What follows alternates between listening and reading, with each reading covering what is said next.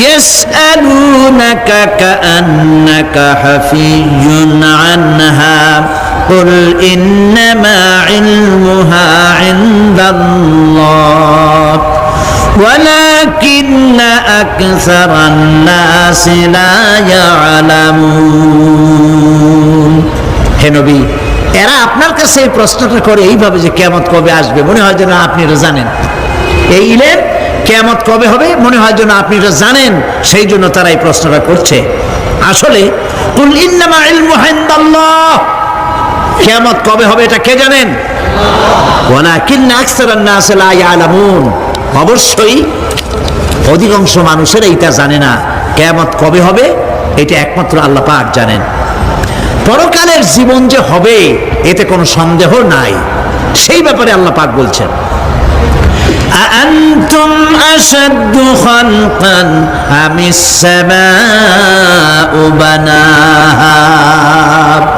তোমরা যে পুনরুত্থান সম্পর্কে অস্বীকার করো, এবার চিন্তা করো তোমারে বানানো কঠিন না ওই মহা আকাশটা বানানো কঠিন? কোনটা কঠিন বলেন না আপনারা, কোনটা কঠিন? আপনারা একটু তাকায় দেখেন তো, এই যে বিশাল প্যান্ডেল, এই প্যান্ডেলে খুঁটি আছে না নাই? আছে কি না? কতগুলো খুঁটি গুনতে আপনার আধা ঘন্টা খানেক সময় লাগবে, ঠিক না? এই একটা প্যান্ডেল বানাতে যদি এতগুলি খুঁটি লাগে, তাহলে বিশাল আকাশে যদি এইরকম খুঁটি লাগতো আকাশটারে ঝুলাই রাখার জন্য, তাহলে চিন্তা করেন তো খুঁটির জ্বালায় গাড়ি টাড়ি চালানো যাইতো? আছে কোনো খুঁটি? জোরে বলেন আছে? নাই। ওই আকাশটাকে আল্লাহ পাক বলছেন আনতুম আশাদ্দু খালকান আমিস সামাউ বানাহা, তোমারে বানানো কঠিন নয় বিশাল আকাশ বানানো কঠিন? কোনটা কঠিন ছিল? তো ওই আকাশটা বানানোই তো আল্লাহ পাকের কাছে সহজ হয়ে গেছে। তাহলে তোমার এই একবার বানাইয়া যে একবার বানাতে পেরেছেন তিনি আবার চিন্তা করতে পারবেন না, এই চিন্তা কেন করো? আল্লাহ রাব্বুল আলামিন কোরআনে কারীমের ভিতরে পরিষ্কার করে বলেছেন, ওরা বলে কাফের বেঈমানেরা বলে ক্বালা মাইয়ুহয়িল ইযামা ওয়া হিয়া রামীম, আমাদের হাড় গোড় যখন পচে যাবে গলে যাবে কে আমাদের জিন্দা করবে? জবাবে আল্লাহ পাক বলেন, হে নবী আপনি বলুন কুল ইউহয়িয়াল্লাযী আনশাহা আউওয়ালা মাররা, আপনি বলে দিন যে আল্লাহ রাব্বুল আলামিন একবার তোমাকে সৃষ্টি করেছেন, প্রথমবার যিনি সৃষ্টি করেছেন দ্বিতীয়বার মৃত্যুর পরে আবার তিনি জিন্দা করবেন। কেন বিশ্বাস করো না? সুতরাং এই যে আল্লাহ পাক মানুষকে জীবন দিয়েছেন, এই জীবনের পরে মৃত্যু, মৃত্যুর পরে আবার আমাদের সকলকে উঠতে হবে এবং আল্লাহ পাকের দরবারে আমাদেরকে উপস্থিত হতে হবে। এই কথাগুলি যারা অস্বীকার করে, পরকাল যারা মানে না, তাদের সম্পর্কে আল্লাহ পাক বলছেন والذين كذبوا بآياتنا ولقاء الآخرة حبطت أعمالهم। আল্লাহ পাক বলেন যারা পরকালকে অস্বীকার করেছে, আখিরাত যারা মানে না, তাদের জিন্দেগীর সকল আমলগুলিকে আল্লাহ পাক বরবাদ করে দিবেন। পরকালের বিশ্বাসের উপরে ভিত্তি করেই মানুষের চরিত্র ভালো হইতে বলেন পারে। একটা দৃষ্টান্ত দেই, একটা দৃষ্টান্ত। এই যে যারা চুরি করে, ডাকাতি করে, সন্ত্রাস করে মানুষ মারে, এখন তো আল্লাহর রহমতে সন্ত্রাস বন্ধ হয়েছে, হয় নাই? হয়েছে কিনা? সন্ত্রাস বন্ধ হয়েছে, আলহামদুলিল্লাহ বলে। এই সন্ত্রাসগুলি করে কি জন্যে? এদের ধারণা নাই যে আল্লাহ পাক আমাদেরকে উঠাইতে পারবে, আমাদের মৃত্যু হবে। পরকালের চিন্তা নাই বলেই তারা এই কাজটা করে। চাঁদাবাজি, মাস্তানি, কে আপনাকে ঠেকাবে? পুলিশের ভয় আপনি ঘুষ নেবেন না, পুলিশে দেখে ফেলবে। অথবা কোন পুলিশ মনে করলো যে আমার ঊর্ধ্বতন অফিসার তো দেখেন আমি ঘুষ নেই। এরা যাতে অন্যায় না করে, অফিসাররা, গভর্নমেন্টের লোকেরা অন্যায় না করে, জনগণ অন্যায় না করে, সেই জন্য এন্টি করাপশন ডিপার্টমেন্ট রাখা হয়েছে, দুর্নীতি দমন বিভাগ। দুর্নীতি যাতে না করে সেই জন্য দুর্নীতি দমন বিভাগ। দুর্নীতি দমন বিভাগ যেন দুর্নীতি না করে সেজন্য এন্টি করাপশন। এখন দুর্নীতি যাতে না হয়, ওই দমন বিভাগের দুর্নীতি বন্ধ করার জন্য যারে বানানো হলো তারাও যাতে আবার দুর্নীতি না করে, সেই জন্য এন্টি করাপশন। কত এন্টি বানাবেন কোন? ঠেকাইতে পারবেন না, ঠেকাতে পারবেন না। পুলিশ দিয়া, বিডিআর দিয়া, আর্মি দিয়া পিটাইয়া ঠেঙ্গাইয়া মাইরের স্রোতে লুলা বানাইয়াও মানুষের চরিত্র ভালো বানাইতে পারবেন না। মানুষের চরিত্র কেমনে ভালো বানানো হবে? 5 কোটি টাকা বলে যে হুজুর অমুক অফিসার খুব ভালো, টাকা পয়সা খায় না। আরে ভাই, কত খায় না তাই কর, কদ্দুর হইলে খায়, এরকম লোক আছে। তবে হ্যাঁ, আল্লাহর মেহেরবানি ভালো অফিসারও আছে, আলহামদুলিল্লাহ বলে। আমাদের দেশে ভালো অফিসার, জোরে কন আলহামদুলিল্লাহ বলে। সেই জন্য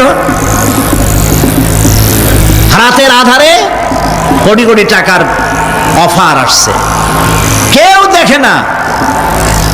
এইখান থেকে, এই টাকার খাওয়া থেকে, অথবা জেনা করা থেকে, অথবা মদ পান করা থেকে গোল্ডেন অপরচুনিটি, সুযোগ আসছে। জেনা করা যায়, মদ খাওয়া যায়, টাকা নেওয়া যায়, অবৈধ টাকা।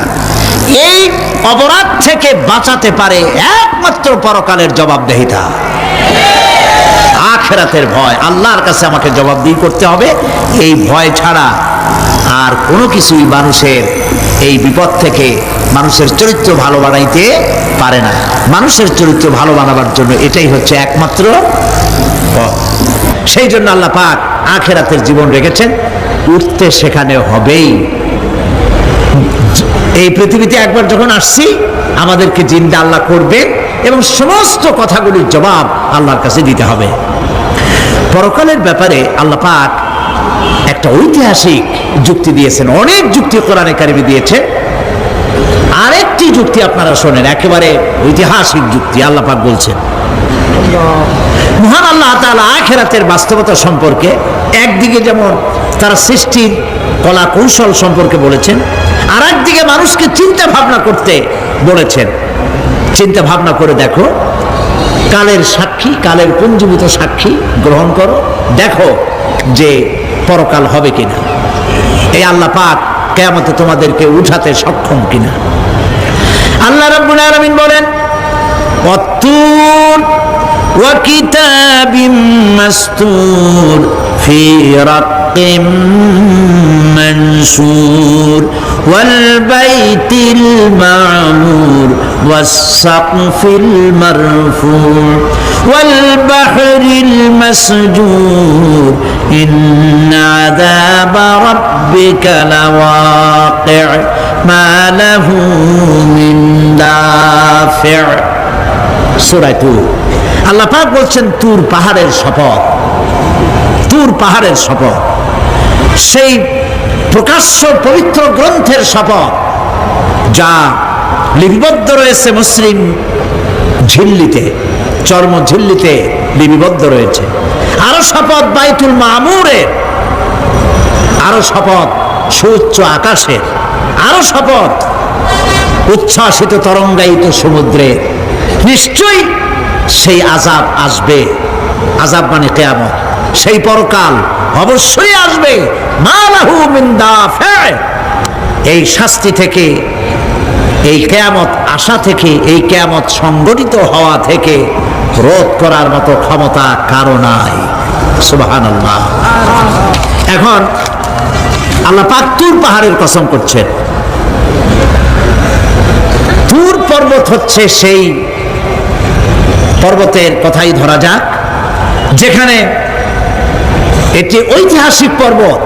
হযরতে মূসা আলাইহিস সালামকে আল্লাহ রাব্বুল আলামিন যেখানে নবুয়তের শিরস্থান পড়িয়ে দিয়েছিলেন, তুর পাহাড়ের ভিতরে।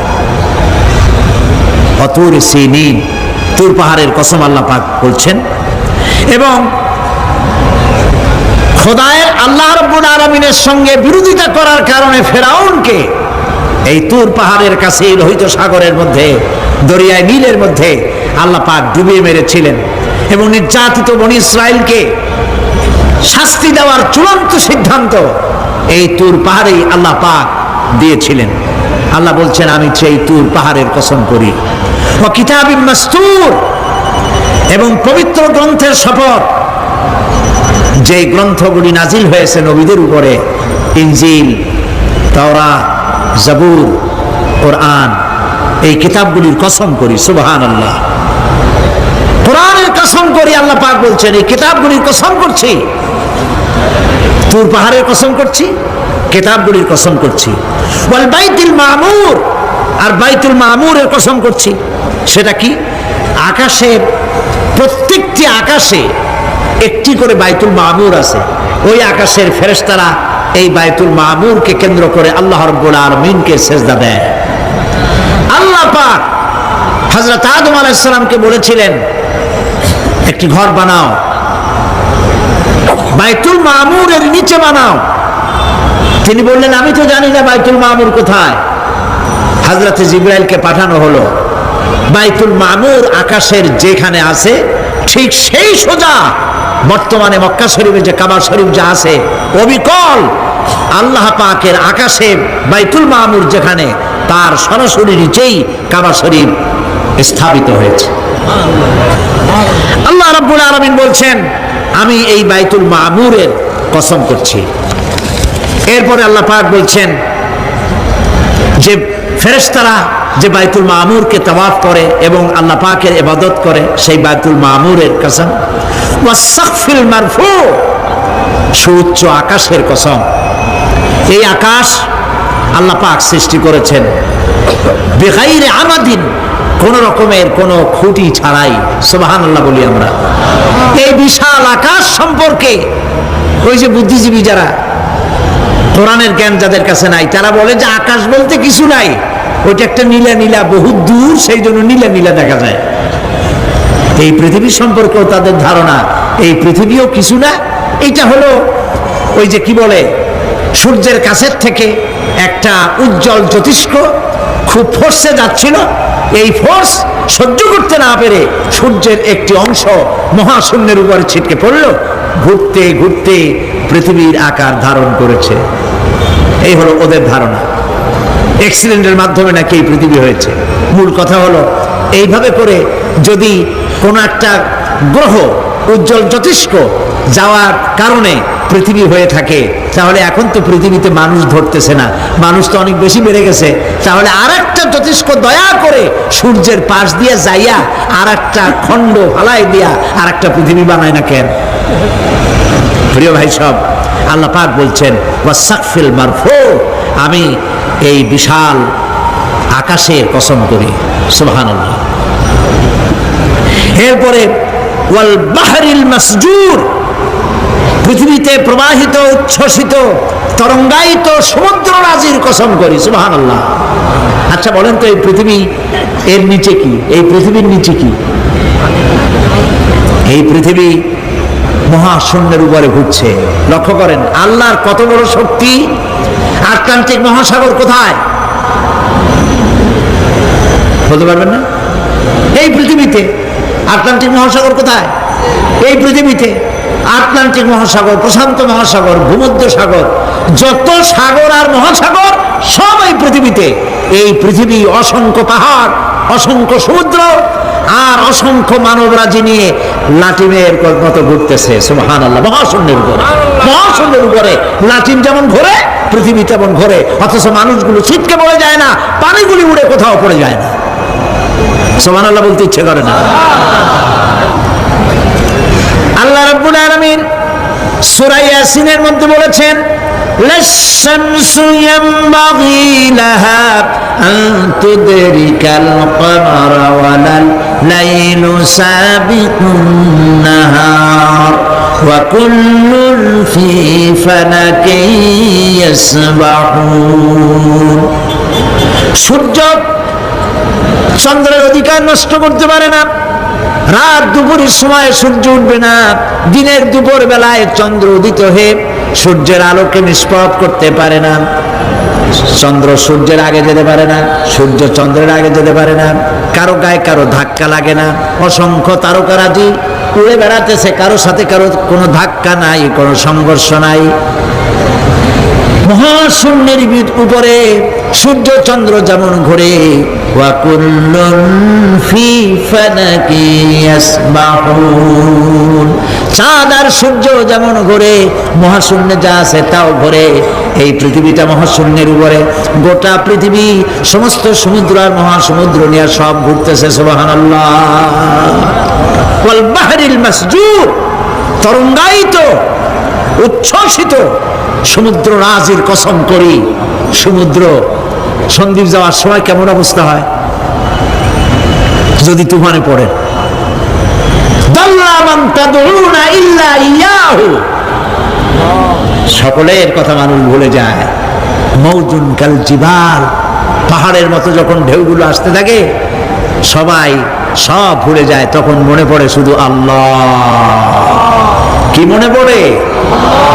আল্লাহ কত বড়, সমুদ্রের কাছে যাই দেখেন। সুবহানাল্লাহ। এই বিশাল বিশাল সমুদ্র রাজির কসম করছি।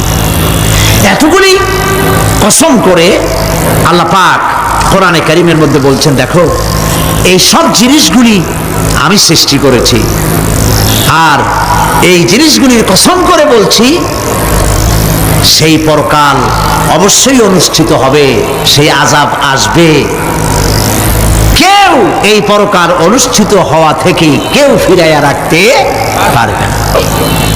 এখন তোমরা প্রশ্ন করতেছো, আল্লাযী ফীহি আল্লাযী হুম ফীহি মুখতালিফুন, এই ব্যাপারে তোমরা ইখতিলাফ করতেছো, মতবিরোধ করতেছো, ঠাট্টা করতেছো, বিদ্রূপ করতেছো। কাল্লা সায়ালামুন, অবশ্যই তোমরা জানতে পারবে। সুম্মা কাল্লা সায়ালামুন, অবশ্যই তোমরা জানতে পারবে সেই পরকাল হবে, এতে কোনো সন্দেহ নাই। সুবহানাল্লাহ। একদিন পরিসমাপ্তি ঘটবে এবং আল্লাহর দরবারে আমাদেরকে উঠতে হবে এবং সেখানে আমাদের বিচার হবে। সেখানে আমাদের কি হবে? বিচার হবে।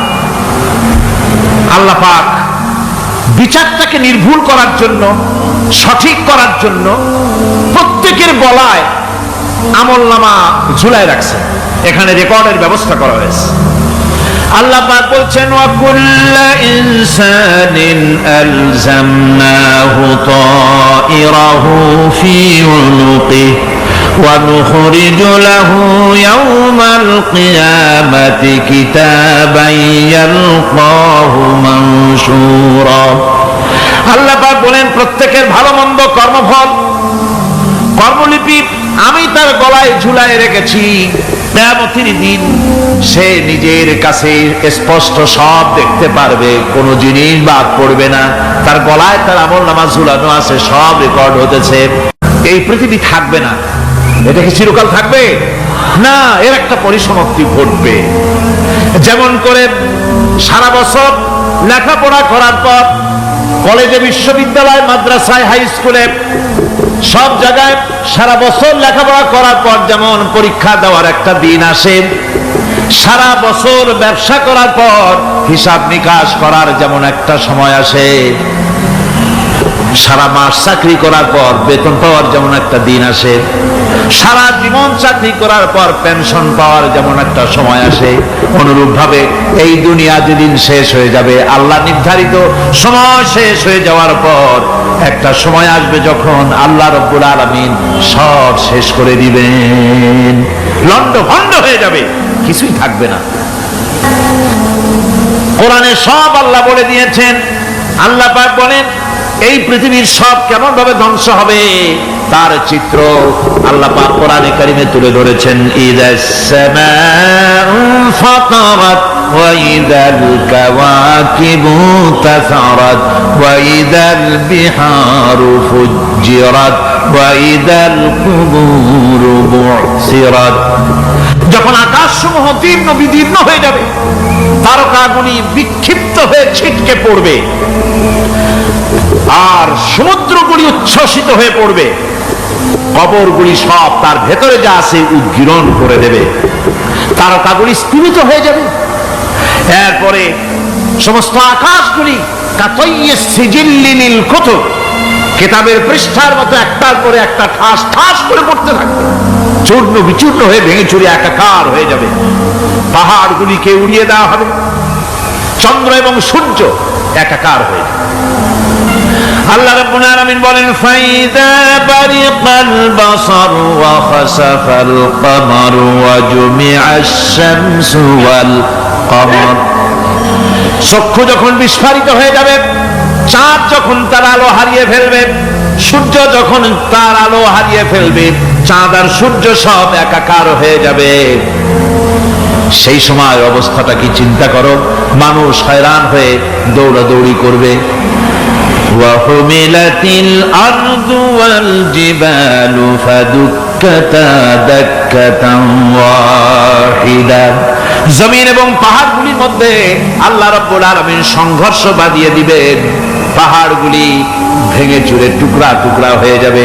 পাহাড়গুলি উঁচু করে জমিনের উপরে আছাড় মেরে আল্লাহ রাব্বুল আলামিন ভেঙে চুরে চুরমার করে দিবেন। সুবহানাল্লাহ। ওয়াতাকুনুল জিবালু কালইহনিল মানফুস। পাহাড়গুলো পেঁজা ধোনা তুলার মতো করে উড়িয়ে দেওয়া হবে, পাহাড় উড়ে যাবে। এই দুনিয়ায় ফাঁকিবাজি করে বহুত কিছু করা যায়, কিন্তু কিয়ামতের মাঠে এগুলি কিছুই চলবে না। আল-ইয়াওমা লা ইয়ানফাউ মালুন ওয়ালা বানুন। কিয়ামতের দিন ধন সন্তান সন্ততি আর সম্পদ কোনো কাজে লাগবে না। সেদিন শুধু আমল যদি ভালো হয় কাজে লাগবে, আমল খারাপ হবে সব শেষ হয়ে যাবে। আল্লাহ রাব্বুল আলামিন নবীজিকে ডেকে বলেছেন, নবী আপনি বলেন, কুল মা কুনতু বিদআম মিনার রাসূল। আপনি বলুন আমি কোন নতুন রাসূল নই, আমার আগে অনেক নবী রাসূল পৃথিবীতে এসেছেন, তারা বিদায় হয়ে গেছেন। আমি জানি না কিয়ামতের দিন আল্লাহ রাব্বুল আলামিন আমার সাথে কি ব্যবহার করবেন, আর আমি এও জানি না যে কিয়ামতের দিন আল্লাহ পাক তোমাদের সাথে কি ব্যবহার করবেন। এই আয়াত নাযিল হওয়ার পর আল্লাহর হাবিব তার মেয়েকে ডাকলেন, জামাইকে ডাকলেন, নাতিদেরকে ডাকলেন, আহলে বাইতদেরকে ডাকলেন, আর বললেন, ও আমার মেয়ে কলিজার টুকরা ফাতেমা গো শোনো, কেবলমাত্র আয়াত নাযিল হয়ে গেল, আল্লাহ পাক আমাকে শোনাচ্ছেন কিয়ামতের দিন আমি জানি না আমার সঙ্গে কি ব্যবহার করা হবে, আর এও জানি না যে তোমাদের সাথে কি ব্যবহার করা হবে। ও আমার কলিজার টুকরা মেয়ে ফাতেমা, কিয়ামতের দিন মুহাম্মদ সাল্লাল্লাহু আলাইহি সাল্লামের মেয়ে এই হিসাবে তোমার নাজাতের ফয়সালা হবে না। ও আমার কলিজার টুকরা নাতি হাসান আর হোসেন, কিয়ামতের দিন মুহাম্মদ সাল্লাল্লাহু আলাইহি সাল্লামের নাতি হিসাবে ফয়সালা হবে না। ও আমার জামাই হযরতে আলী, কিয়ামতের দিন আমার জামাই হিসাবে নাজাতের ফয়সালা হবে না। আমল যদি ভালো হয় ফয়সালা ভালো হবে, জান্নাতে চলে যাবে। আমল যদি খারাপ হয় কার নাতি কার জামাই দেখা হবে না। সুবহানাল্লাহ। কঠিন কিয়ামতের মাঠ। এই পরকালের বিশ্বাস যদি কলিজার মধ্যে ঢোকে মানুষ ভালো হয়ে যাবে। কোন সুবহানাল্লাহ। ওই যে মক্কার জীবনে ওই সমস্ত মানুষগুলি যারা চুরি করত, ডাকাতি করত, জেনা করত, বদমাশি করত, যারা শয়তানি করত, যারা মানুষকে খুন করত, এই মানুষগুলি এত ভালো হয়ে গেল, যারা চুরি ছেড়ে দিল, ডাকাতি ছেড়ে দিল, জেনা ব্যভিচার ছেড়ে দিল, এত ভালো হয়ে গেল, পৃথিবীর মধ্যে সেরা মানুষ তারা হয়ে গেলেন। জোরে বলেন সুবহানাল্লাহ। নবীর সাহাবীরা পৃথিবীর শ্রেষ্ঠ সন্তান, নবীর সাহাবীরা পৃথিবীর সেরা মানুষ, তাদের চাইতে সেরা মানুষ নবীদের পরে আর কেউ হতে পারে না। জোরে কোন সুবহানাল্লাহ। নবীর পরে পৃথিবীতে শ্রেষ্ঠ মানুষ কারা? সাহাবায়ে কেরাম রিদওয়ানুল্লাহি তাআলা আলাইহিম আজমাইন। ওনারা তো কুফরের মধ্যে ছিলেন, শিরকের মধ্যে ছিলেন, চুরি ডাকাতি জেনা ব্যভিচার এমন কোন পাপ নাই যা করা হয়নি। তারপরে যখন আল্লাহর নবীর কাছ থেকে তাওহীদ, রিসালাত ও আখিরাতের দাওয়াত পেলেন, কি সোনার মানুষ এক একজন হয়ে গেলেন। সুবহানাল্লাহ। যারা ছিলেন নারীর সতীত্বের জম, তারা হয়ে গেলেন নারীর সতীত্বের পাহারাদার। যারা মানুষের মাল চুরি করত, ডাকাতি করত, তারা রাতভর মানুষের মালের পাহারা দিল, মানুষের রক্তের পাহারা দিল। সুবহানাল্লাহ বিহামদি। রক্ত সম্পদের পাহারা দিল। রাসূল বললেন, খায়রুল কুরুনে কারনি, সর্বশ্রেষ্ঠ যুগ তো আমার যুগ। বন্ধুগণ, এরপরে একটা জীবন আসবে ওই কিয়ামতের ময়দানে। এই পরকালের বিশ্বাসটা গুরুত্বপূর্ণ ব্যাপার। আমাদের সব কিছুর হিসাব দেওয়া লাগবে। আল্লাহ পাক বলেন ইন্নাস সামআ ওয়াল বাসারা ওয়াল ফুআদা কুল্লু উলাইকা আনহু মাসউলা। নিঃসন্দেহে মানুষের শ্রবণ শক্তি, দর্শন শক্তি এবং তার অন্তঃকরণের কল্পনা সম্পর্কে আল্লাহ রাব্বুল আলামিনের কাছে জিজ্ঞাসিত হতে হবে। কান দিয়া কি করেছিলা, চোখ দিয়া কি করেছিলা, মুখ দিয়া কি করেছিলে, হাত দিয়ে কি করেছিলে, সবকিছুর জবাব আল্লাহ রাব্বুল আলামিনের কাছে দিতে হবে। সবটার জবাব দিতে হবে, কোনো কিছু বাদ যাবে না। এমনকি মনের ভিতরে যে কল্পনা আমরা করি, এই কল্পনার হিসাবও আল্লাহর দরবারে দিতে হবে। কোরআনে কারীম বলছে ওয়া ইন তুবদু মা ফি আনফুসিকুম আও তুখফুহু ইউহাসিবকুম বিহিল্লাহ। মনের ভিতরে তুমি যেটা কল্পনা করো সেটা প্রকাশ করো, অথবা তুমি গোপন রাখো, যাই তুমি করো না কেন আল্লাহ রাব্বুল আলামিন এর হিসাবও তোমার কাছে নেবেন। ফায়াগফিরু লিমান ইয়াশা ওয়া ইউআযযিবু মান ইয়াশা ওয়াল্লাহু আলা কুল্লি শাইইন কাদির। মহান আল্লাহ পাক বলেন, করার পর তোমার মনের ভিতরে কি কল্পনা করেছিলে ওইটার হিসাব আমি নেব। হিসাব নেওয়ার পর যারে খুশি ক্ষমা করে দেব, যাকে খুশি শাস্তি প্রদান করব। সবকিছুর উপরে আল্লাহ রাব্বুল আলামিন শক্তিমান, সব তিনি করতে পারেন, সমস্ত কুদরত রয়েছে তার। সুতরাং মানুষদেরকে, আল্লাহর বান্দাদেরকে বিশ্বাস করতে হবে যে আমার কোনো কথা বাদ যাবে না, কথাগুলি রেকর্ড হচ্ছে, কথা রেকর্ড হচ্ছে। وَنُنَزِّلُ مِنَ الْقُرْآنِ مَا هُوَ شِفَاءٌ وَرَحْمَةٌ لِّلْمُؤْمِنِينَ وَلَا يَزِيدُ الظَّالِمِينَ إِلَّا خَسَارًا। আমি এই কোরআন অবতরণের পরিক্রমায় এমন সব বিষয় অবতীর্ণ করেছি যা মুমিনদের জন্য নিরাময় এবং তাদের জন্য রহমত, আর জালিমদের জন্য ক্ষতি ছাড়া আর কিছুই বৃদ্ধি পায় না। জালিমদের জন্য ক্ষতি বৃদ্ধি পায়, আর যারা মুমিন তাদের জন্য এর মধ্যে নিরাময় আছে, এর মধ্যে রহমত আছে। অর্থাৎ যারা এই কোরআনকে যারা নিজেদের আইনের কিতাব হিসেবে গ্রহণ করেছে, কোরআনকে তাবিজের কিতাব হিসাবে নয়, ধর্মীয় কিতাব হিসাবে নয়, কোরআন সংবিধান। কোরআন কি? কোরআনকে যারা সংবিধান হিসাবে মেনে নিয়েছে, কোরআনকে যারা সংবিধান হিসাবে গ্রহণ করলো, ব্যক্তি, পরিবার, সমাজ, রাষ্ট্রে তাদের যাবতীয় মানসিক, বুদ্ধিবৃত্তিক, নৈতিক, তামাদ্দুনিক রোগের নিরাময় হবে, এর দ্বারা শান্তি হবে। কিন্তু যেসব জালিম এই কোরআনকে প্রত্যাখ্যান করেছি, কোরআনকে যারা মৌলবাদীদের কিতাব বলে, কোরআনের কথা বললে মৌলবাদ বলে গালি দেয়, তারা তাদের কপালকে পোড়াইয়া ছাই বানাইয়া দিছে। এই পৃথিবীতে আসার পর আমাদের হায়াত তো বাড়ছে না, বরং হায়াত প্রতি মুহূর্তে কি হচ্ছে? লোকেরা বলে হায়াত বাড়ে, হায়াত তো বাড়ে না। হায়াত কি হয়? জন্মের পরের থেকে আমার জন্য রিজার্ভ আছে যতটুকু, 50 বছর বাঁচবো, 60 বছর বাঁচবো, যতটুকু হায়াত আমার জন্য নির্ধারিত করা আছে, নির্ধারণ করা আছে, প্রতিদিন একদিন করে কমে যেতেছে। এজন্য আমি বলি, আমার বাড়িতে যে ঘড়িটা আছে, এই ঘড়িটা বেলা 1টার সময় ঢং করে একটা আওয়াজ দেয়, শ্রোতাকে শুনিয়ে দেয়, বাড়িওয়ালা তোমার জীবনের মূল্যবান হায়াত থেকে 1 ঘন্টা কমায়া দিলাম। 2টার সময় 2টা ঘন্টা লাগায় শোনায় দিল, বান্দারে তোমার জীবনের মূল্যবান সময় থেকে 2টি ঘন্টা কমে গেল। এমনি করে দিন গেল, মাস গেল, বছর গেল, আমাদের হুঁশ হলো না। সময় চলে গেল তাস খেলে খেলে, সময় চলে গেল আমাদের খেলাধুলা করে, শয়তানি বদমাশি করে। সময় কতটুকু পেলাম? কিয়ামতের দিন, বিচারের দিনটা যেটা হবে, আল্লাহ রাব্বুল আলামিন বলেন বিচারের দিনটাই লম্বা হবে 50 আলফা সানা মিম্মা তাউদ্দুন। বিচারের দিনটা লম্বা হবে কত বছর? 50,000 বছর। কত বছর? দুনিয়ায় যেভাবে তুমি হিসাব করো, দুনিয়ার গণনা অনুযায়ী হাসরের বিচারের দিনটা হবে 50,000 বছরের মতো লম্বা।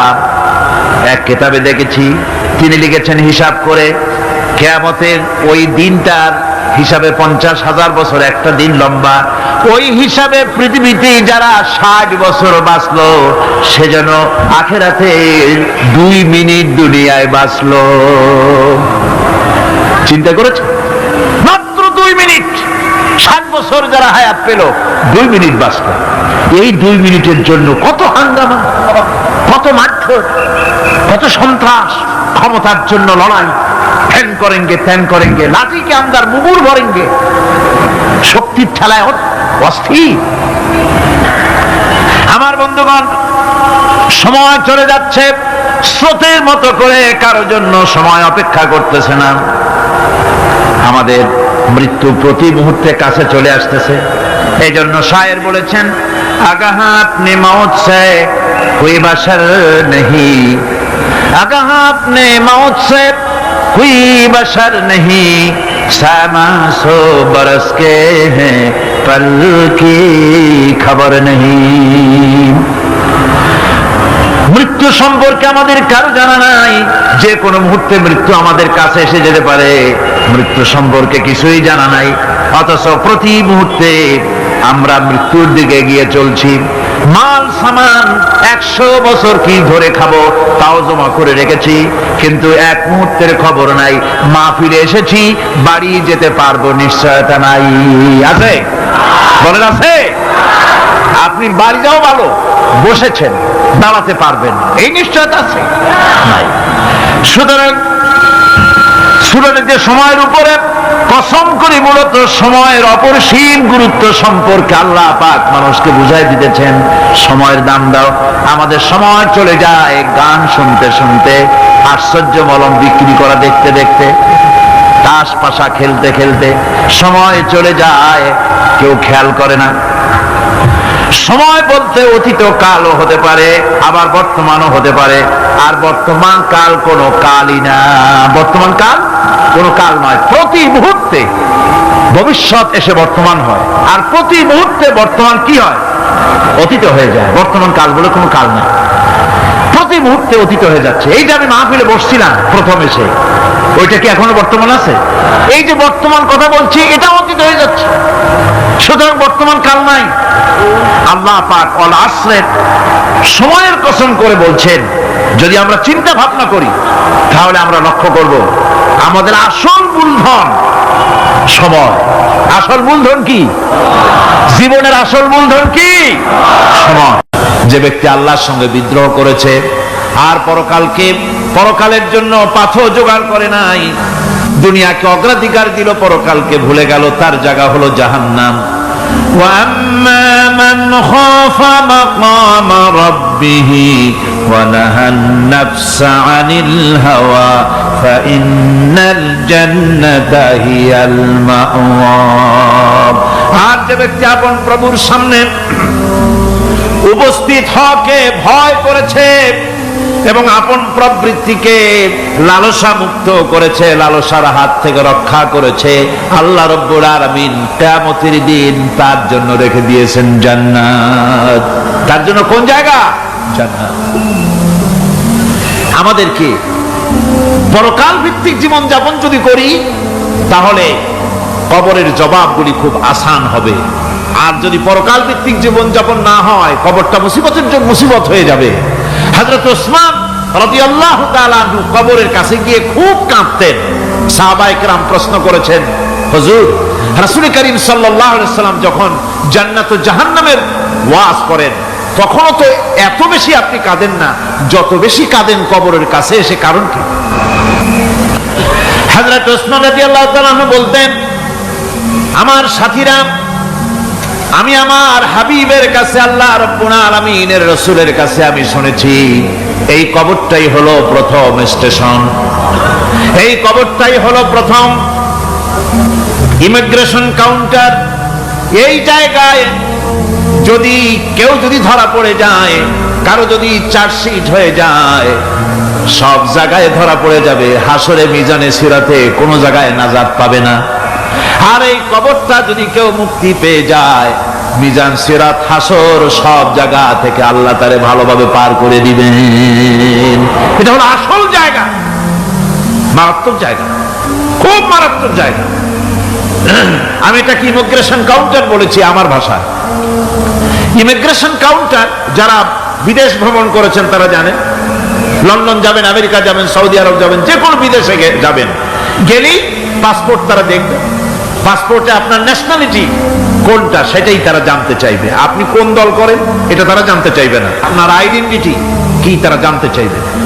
তারপরে যদি স্যাটিসফ্যাক্টরি হয় আপনাকে ভিসা দিয়ে ভেতরে ঢুকবার ব্যবস্থা করে দেবে।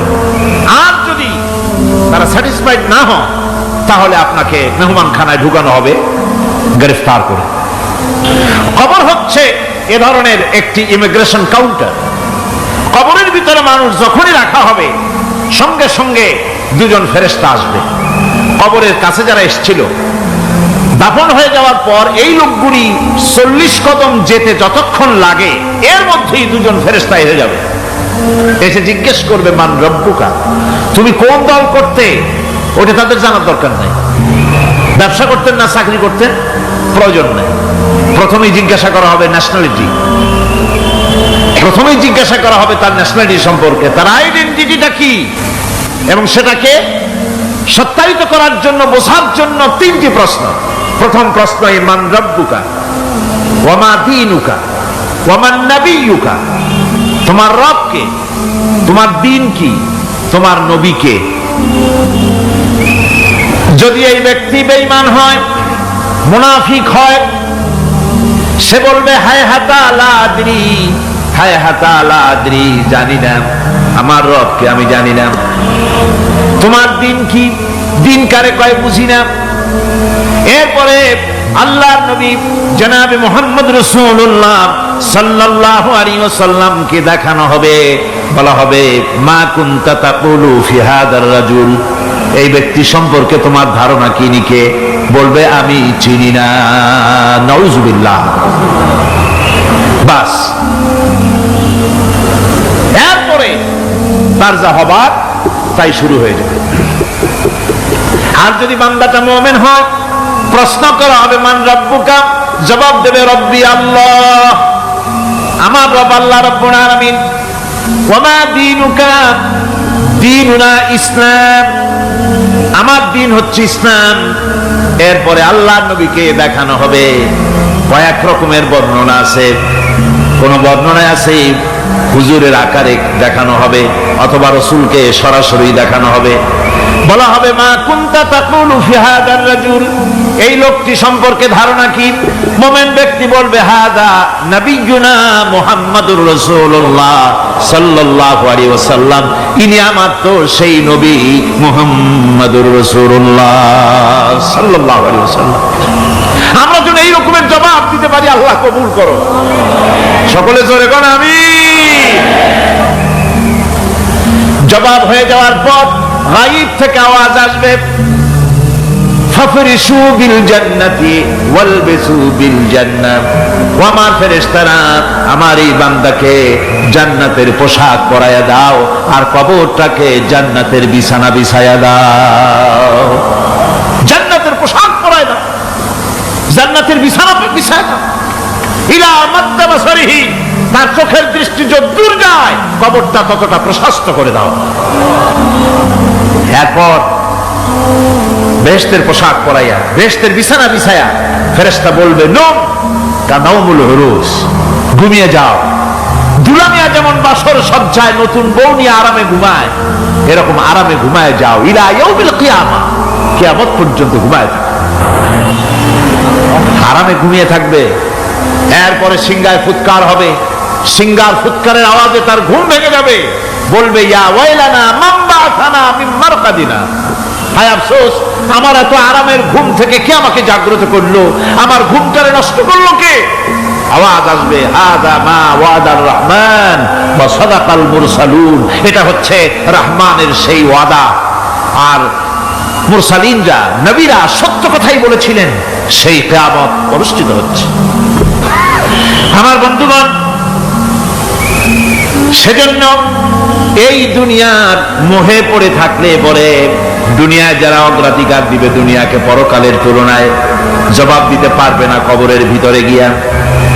আর যারা পরকালকে অগ্রাধিকার দিবে, দুনিয়ার চাইতে পরকালকে বেশি অগ্রাধিকার দেবে, আর আল্লাহর ভয় কলিজার ভিতরে রাখবে, কবরের জবাব সঠিকভাবে দিতে পারবে, কিয়ামতের দিন আল্লাহ রাব্বুল আলামিন তাদের জন্য জান্নাত দান করবেন। জোরে বলেন আমিন।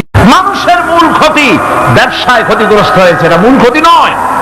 স্বাস্থ্য হারাইছে, মূল ক্ষতি নয়। রাজনীতিতে ব্যর্থ হয়েছে, মূল ক্ষতি নয়।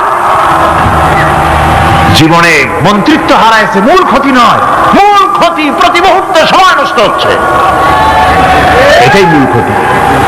ভাইরা, কিয়ামতের দিন জান্নাতীদের কোনো দুঃখ থাকবে না, সকলের দুঃখ থাকবে, জান্নাতীদের কোনো দুঃখ থাকবে নাকি?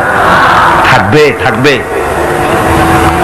জান্নাতীদের মনের মধ্যে একটা দুঃখই থাকবে, ভালো করে শুনুন।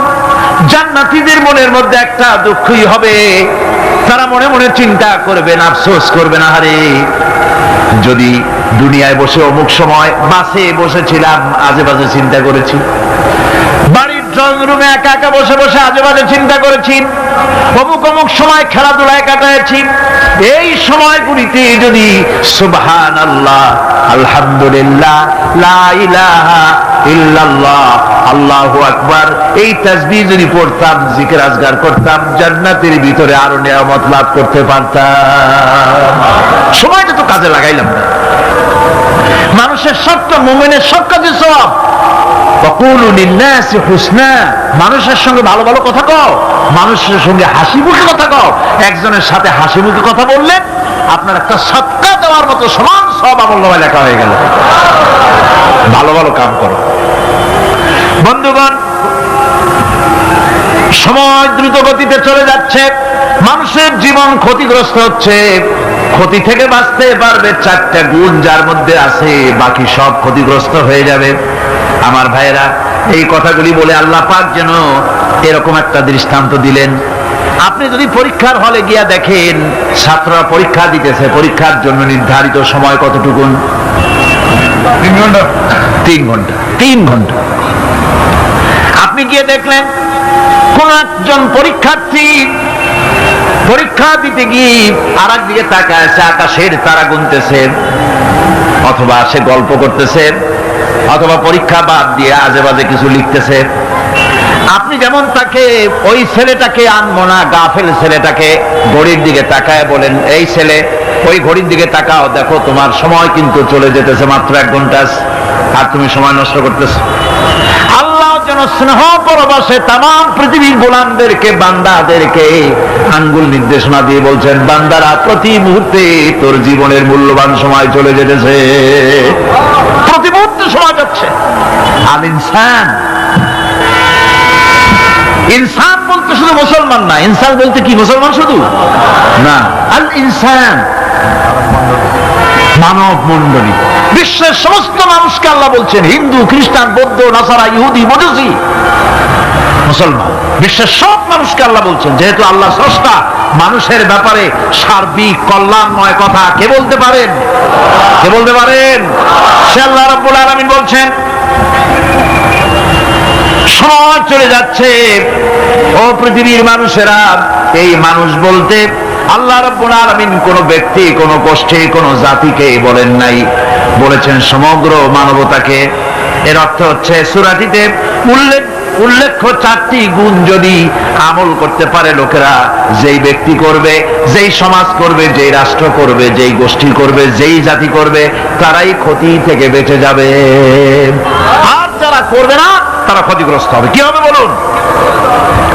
এখন আল্লাহ পাকের কথা শুনুন। আল্লাহ পাক বলছেন, ওয়াল আসরি ইন্নাল ইনসানা লাফি খুসর। খুসর, খুসরিন, এই যে খুসর, খাসারা, এই শব্দটা হচ্ছে আবিধানিক অর্থে ক্ষতি হচ্ছে লাভের বিপরীত। লাভের বিপরীত কি? ক্ষতি। নাফা, এই নাফার বিপরীত কি? নোকসান। খাসারাটা কি? নোকসান বলা হয় পুঁজি 50,000 খাটাইছিলাম, লাভ করতে পারি নাই, পুঁজি ঠিক আছে, এটাকে বলা হয় নোকসান। এটাকে কি বলা হয়? নোকসান। কিন্তু আমি পুঁজি খাটিয়েছিলাম 50,000 টাকা, লাভ তো হয়ই নাই, পুঁজিও চলে গেছে, আমও গেছে সালাও গেছে, আমও নাই সালাও নাই। এইটারে আরবিতে কি বলা হয়? ফাসাদ, দেউলিয়া। দেউলিয়া হয়ে গেছে। দেউলিয়াটা বোঝেন ভালো আপনারা, দেউলিয়া হয়ে গেছে। কোরআন লাভ বা সাফল্যের ধারণা যেমন নিছক পার্থিব নয়, সমৃদ্ধির কথা শুধু পার্থিব নয়, জন্ম থেকে শুরু করে মৃত্যু পর্যন্ত কোরআনের লাভের কথা যখন বলা হয় তখন জন্ম থেকে মৃত্যু পর্যন্ত, আখিরাত পর্যন্ত, কিয়ামত পর্যন্ত। ক্ষতিটাও জন্ম থেকে শুরু করে মৃত্যু পর্যন্ত, কিয়ামত পর্যন্ত ক্ষতিটাও।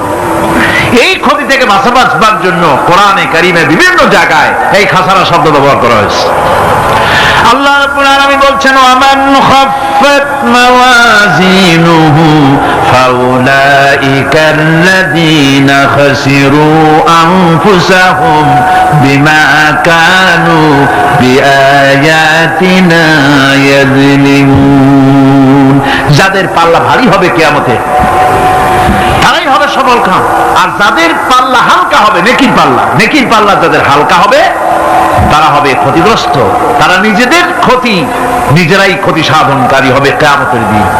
কাজে মানুষের জীবনের সমুদয় কার্যাবলীর ভালো অংশ যদি খারাপ অংশের উপরে বিজয়ী হয়, তারপরে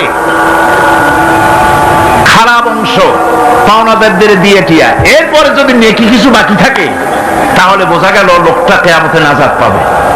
আর যদি ভালো কাজের উপরে খারাপ কাজ বিজয়ী হয়ে যায় আর সমস্ত পাওনাদারদেরকে পাওনা মিটাইয়া তারপরও পাপ বাকি থেকে যায়, এক চাইতে খাসারা পৃথিবীতে আকাশে জমিনে কিছুই আর হবে না।